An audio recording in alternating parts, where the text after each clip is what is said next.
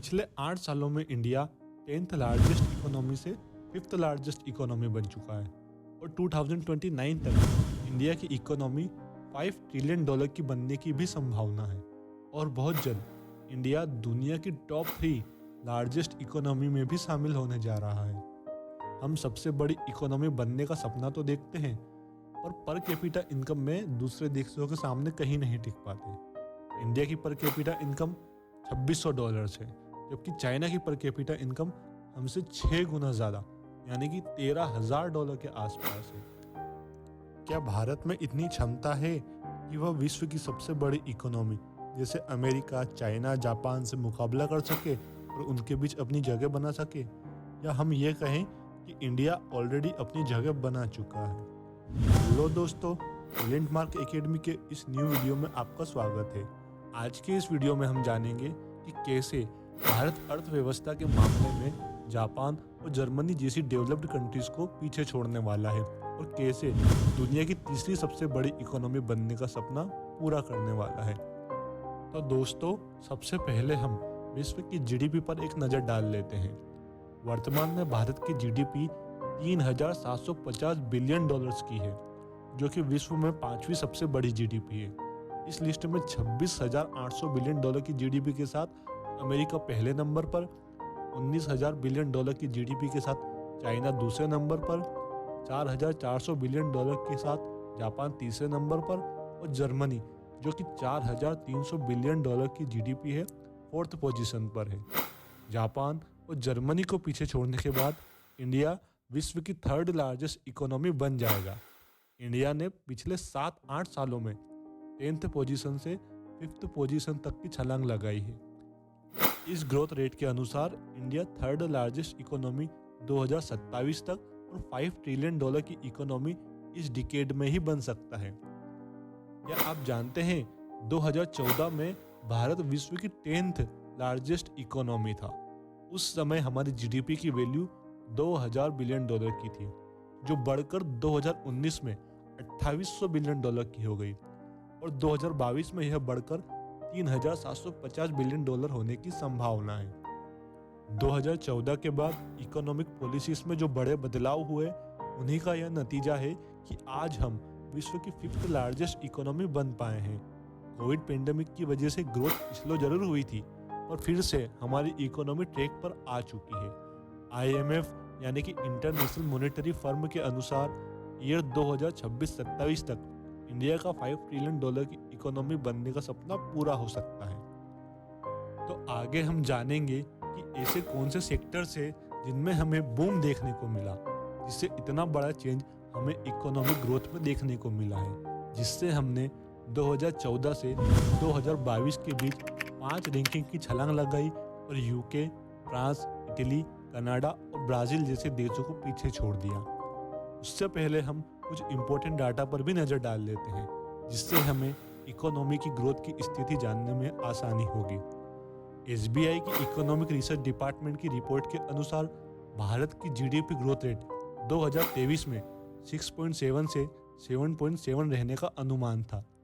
Present में global uncertainty की वजह से 6 से 6.5% ग्रोथ देखने को मिली है। इस ग्रोथ की थोड़ी धीमी रफ्तार का कारण Covid pandemic, international recession, Russia Ukraine war, hike in oil prices जैसे इंटरनेशनल प्रॉब्लम्स भी है।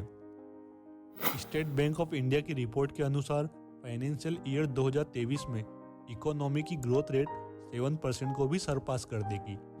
अगर हम ग्लोबल जीडीपी की बात करें तो उसमें भारत का हिस्सा 3.5% है, जो 2014 में 2.6% था, जो कि 2027 तक 4% क्रॉस होने का अनुमान है, जो इस समय जर्मनी का ग्लोबल जीडीपी शेयर भी है।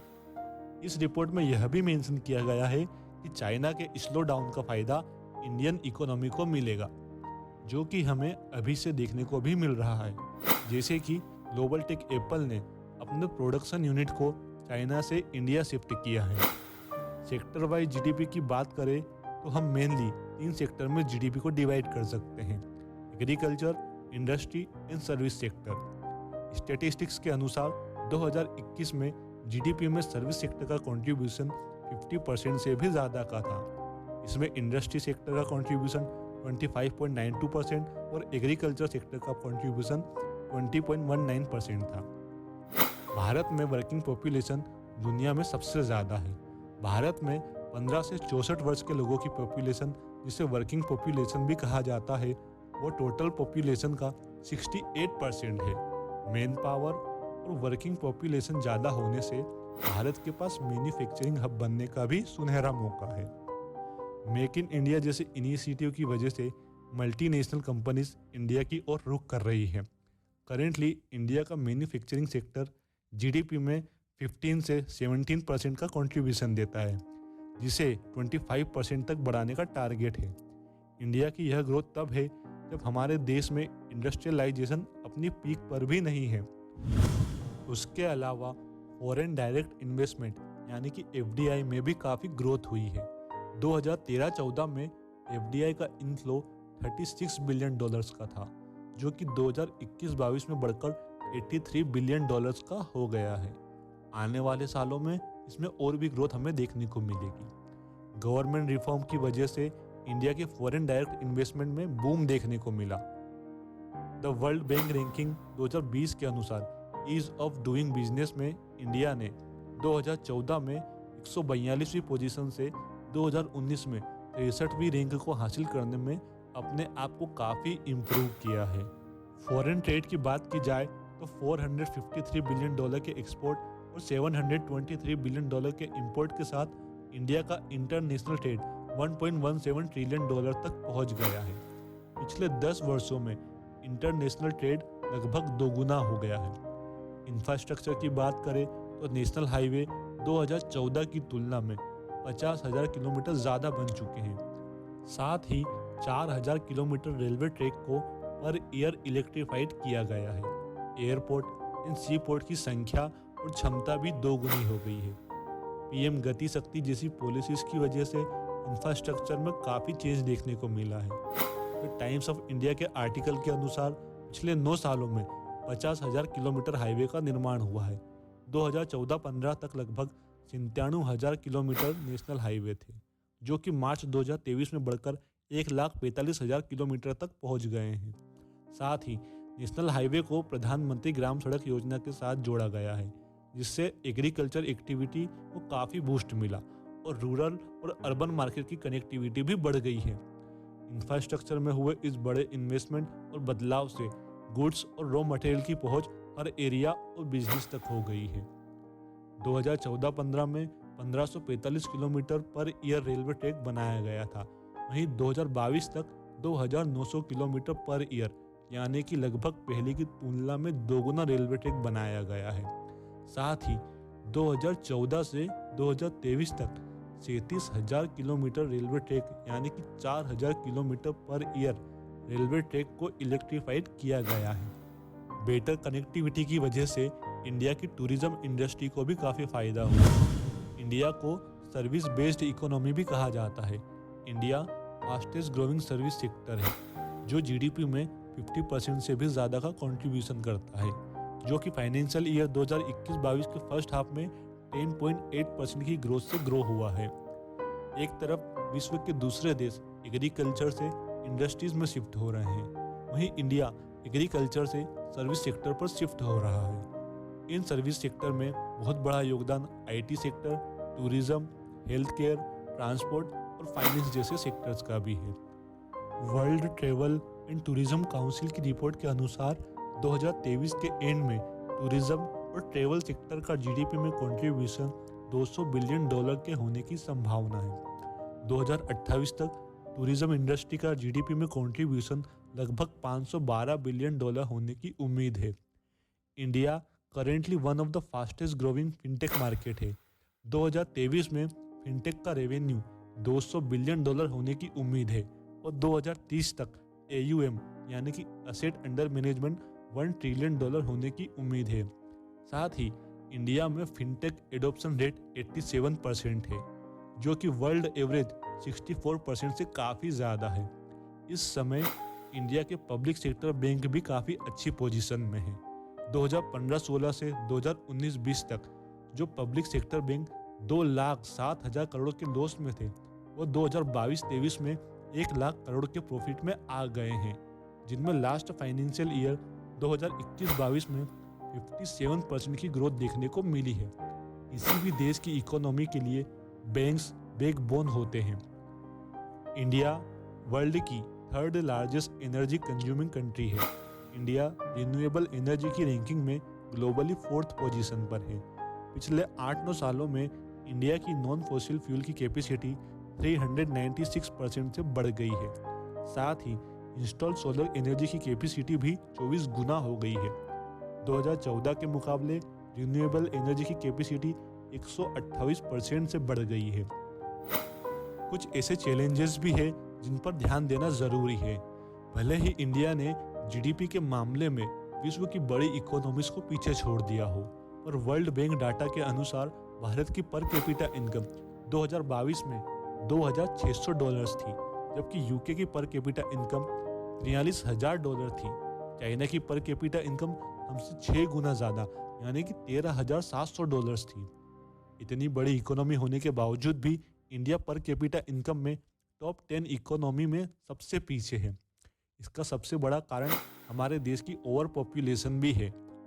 हाई बर्थ रेट और फॉलिंग डेथ रेट और अनएम्प्लॉयमेंट जैसे प्रॉब्लम्स भी इकोनॉमी पर एक्स्ट्रा बर्डन बनते हैं। तीसरी सबसे बड़ी अर्थव्यवस्था बनने के लिए भारत को जापान और जर्मनी को पीछे छोड़ना होगा। वर्तमान की परिस्थिति को देखते हुए भारत ऐसा करने में 2027 तक सफल हो सकता है। यह अनुमान IMF यानी कि इंटरनेशनल मॉनेटरी फर्म का है। कैसे, आइए समझते हैं। IMF के अनुसार 2014 से 2023 के बीच भारत की जीडीपी ग्रोथ रेट में लगभग 83% की वृद्धि हुई है, जो कि चाइना की तुलना में केवल 1% ही कम है। विश्व की अन्य अर्थव्यवस्थाएं इस मामले में भारत से काफ़ी पीछे है। IMF के अनुमान के अनुसार 2023 से 2027 के बीच भारत की जीडीपी में 38% की वृद्धि होगी, जबकि जापान और जर्मनी में सिर्फ 15% की वृद्धि होने की संभावना है। यह भारत के लिए काफ़ी पॉजिटिव न्यूज़ है। अगर लगातार यही ग्रोथ बनी रही तो भारत $5 ट्रिलियन की इकोनॉमी 2029 तक बन सकता है। आने वाले कुछ वर्ष और दशक भारत के लिए बहुत ही महत्वपूर्ण होंगे, जो कि भारत को विश्व की बड़ी अर्थव्यवस्थाओं में लगातार बने रहने के लिए और विकसित देशों में शामिल होने के लिए बहुत जरूरी साबित होंगे। पिछले कुछ सालों में इंडिया की इकोनॉमी ने रिमार्केबल प्रोग्रेस शो की है। साथ ही इंडिया को आने वाले चैलेंजेस के लिए भी प्रिपेयर रहना चाहिए, ताकि इंडियन इकोनॉमी पर कैपिटा के मामले में भी अच्छा परफॉर्म कर सके। 2047 यानी कि आज़ादी के 100वें साल तक इंडिया डेवलप्ड कंट्री में शामिल हो सकता है।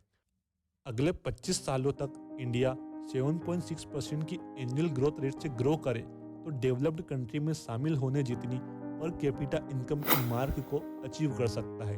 Structural reform, investment, logistic, digitalisation, manufacturing, export, tourism, education और हेल्थ केयर जैसे सेक्टर पर ध्यान देकर इंडिया निश्चित रूप से ही डेवलप्ड कंट्री बन सकता है।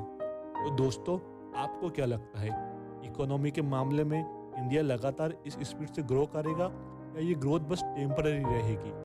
नीचे कमेंट बॉक्स में कमेंट करके ज़रूर बताना। और ऐसा क्या बदलाव है जो आपको पिछले कुछ सालों में देखने को मिला है, जिसका असर आपकी पर्सनल लाइफ से लेकर आपकी जेब पर भी देखने को मिला है। दोस्तों, इस वीडियो में हमने इंडिया के थर्ड लार्जेस्ट इकोनॉमी और $5 ट्रिलियन की इकोनॉमी बनने की संभावनाओं को फैक्ट और डाटा के साथ डिस्कस किया है। होप आपको ये वीडियो अच्छी लगी हो। तो वीडियो को ज़्यादा से ज़्यादा शेयर कीजिए, लाइक कीजिए और टैलेंट मार्क एकेडमी के यूट्यूब चैनल को सब्सक्राइब कीजिए, ताकि आगे भी इस प्रकार की इंफॉर्मेशनल वीडियो हम आपके लिए लाते रहें।